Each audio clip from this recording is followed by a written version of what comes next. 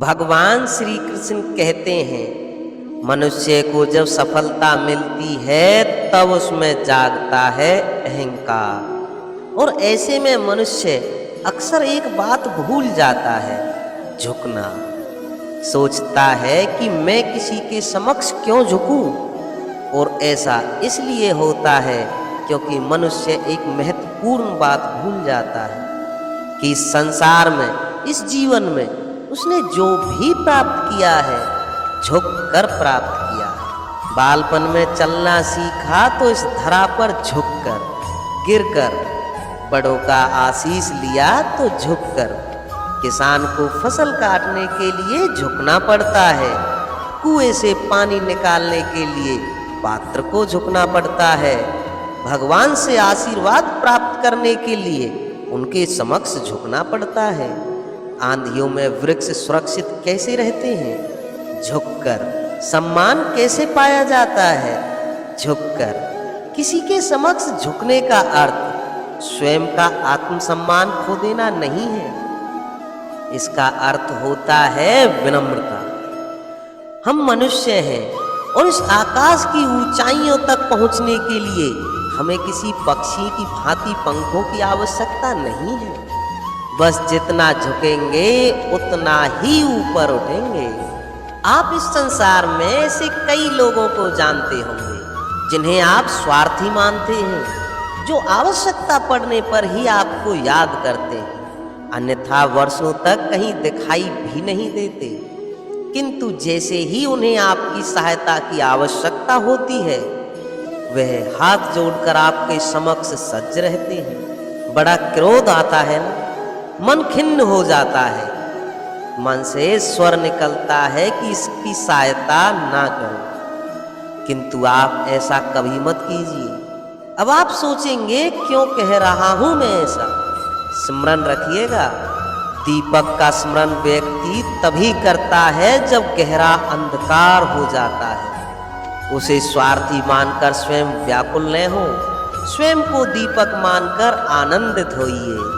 भाग्यवान समझिए खुद को कि किसी को आवश्यकता पड़ने पर आपकी याद आती है कि आप इस संसार में किसी की सहायता करने के योग्य हैं। इस जीवन में किसी के स्वार्थी होने से स्वयं का दृष्टिकोण न बदलना। भगवान श्री कृष्ण कहते हैं, मनुष्य के सारे संबंधों का आधार है अपेक्षा। पति कैसा हो जो मेरा जीवन सुख और सुविधा से भर दे। पत्नी कैसी हो जो सदैव मेरे प्रति समर्पित रहे। संतान कैसी हो जो मेरी सेवा करे, मेरा आदेश माने। मनुष्य उसी को प्रेम कर पाता है जो उसकी अपेक्षा पूर्ण करता हो। और अपेक्षा की तो नियति है भंग होना, क्योंकि अपेक्षा मनुष्य के मस्तिष्क से जन्म लेती है। कोई अन्य व्यक्ति उसकी अपेक्षाओं के बारे में जान ही नहीं पाता। पूर्ण करने की प्रामाणिक इच्छा हो तब भी कोई मनुष्य किसी की अपेक्षाओं को पूर्ण नहीं कर पाता। और वहां से जन्म लेता है संघर्ष। सारे संबंध संघर्ष में परिवर्तित हो जाते हैं।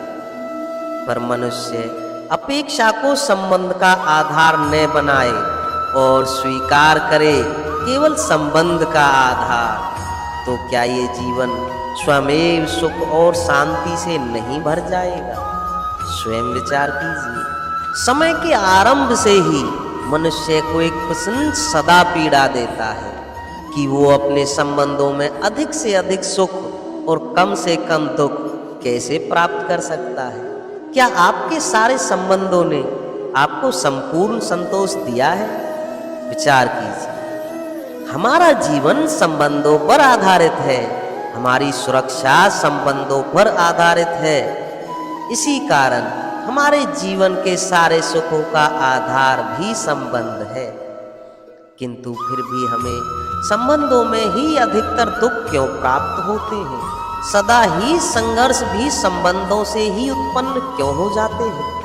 कभी विचार किया है? तब कोई व्यक्ति किसी अन्य व्यक्ति के विचार अथवा दायरे को स्वीकार नहीं करता अथवा उसमें परिवर्तन करने का प्रयास करता है, तो संघर्ष जन्म लेता है।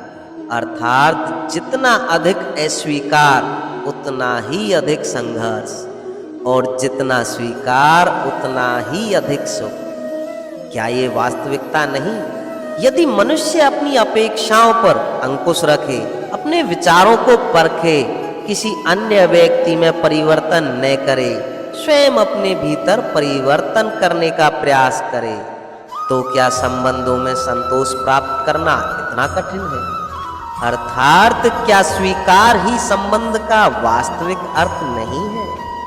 भगवान श्री कृष्ण कहते हैं, जगत में प्रत्येक व्यक्ति को किसी न किसी प्रकार की निर्बलता अवश्य होती है।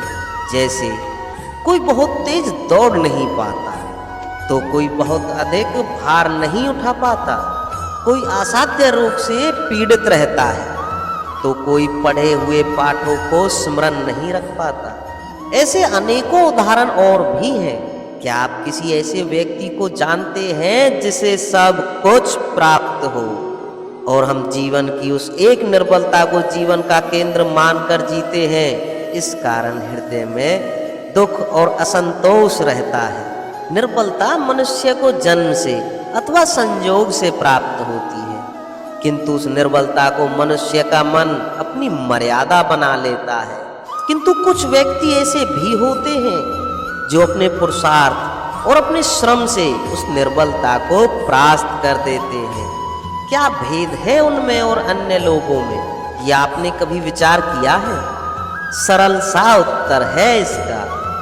जो व्यक्ति निर्बलता से परास्त नहीं होता, जो पुरुषार्थ करने का साहस रखता है हृदय में, वो निर्बलता को पार कर जाता है।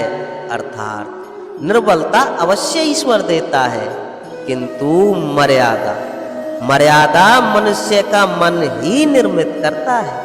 भगवान श्री कृष्ण कहते हैं, भविष्य का दूसरा नाम है संघर्ष।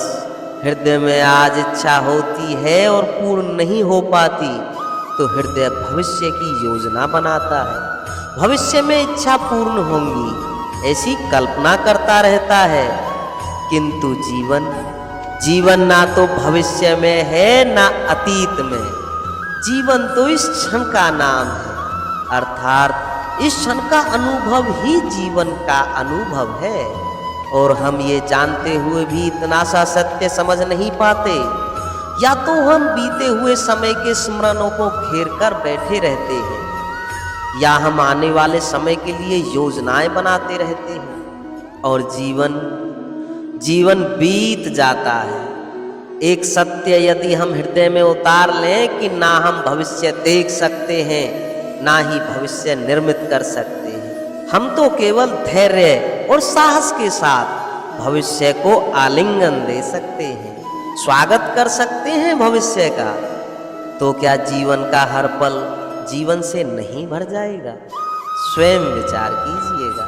तो दोस्तों, इस वीडियो में बताए गए भगवान श्री कृष्ण के विचारों को अगर आप अपने जीवन में अपनाते हैं, तो कठिन से कठिन समय में भी आप धैर्यवान बनकर रह सकते हैं, जिससे आप सफलतापूर्वक अपनी मंजिल पर पहुंच सकते हैं। तो दोस्तों, फिर मिलते हैं नेक्स्ट वीडियो में। तब तक के लिए जय श्री कृष्णा।